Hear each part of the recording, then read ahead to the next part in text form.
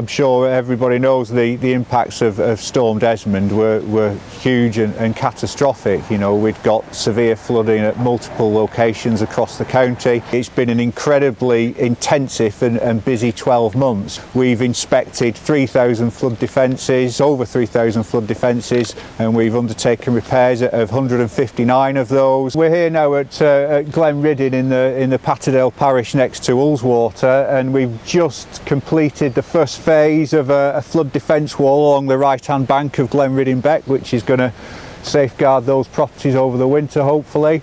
And all we've simply got here underneath this nice cobbled exterior, there's a reinforced engineered wall that will hold the water back and deal with the forces that you get during floods.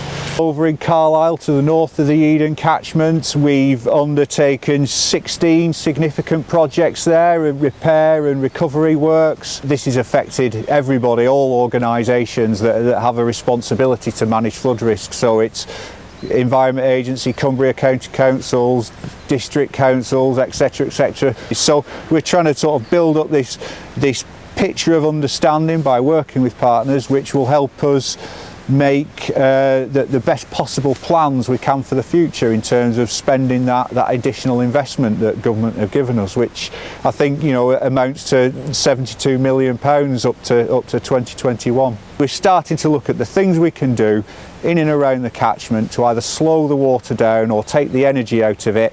You may have heard of the phrase leaky dams. These are some very sort of small structures further up in the catchments, away from your dwellings, that just try and hold the water back. Subsoiling, which is breaking up the soil and any compacted layers of the soil and allowing water to percolate through.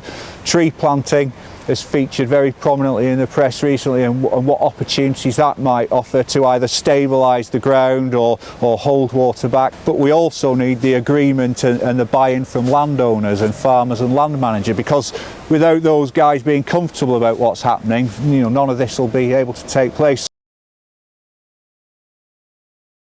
For anybody who's concerned about the risk of flooding this winter, I think there's a couple of simple steps they can take. They can look at household resilience measures, and there's a number of things that can be done there. If they're not already, they can sign up for Environment Agency flood warnings, because that's going to give them that advance notice when things might be starting to happen. And then just some simple things about keeping an eye on the weather and being aware of how the weather affects the rivers and lakes nearby to you, really.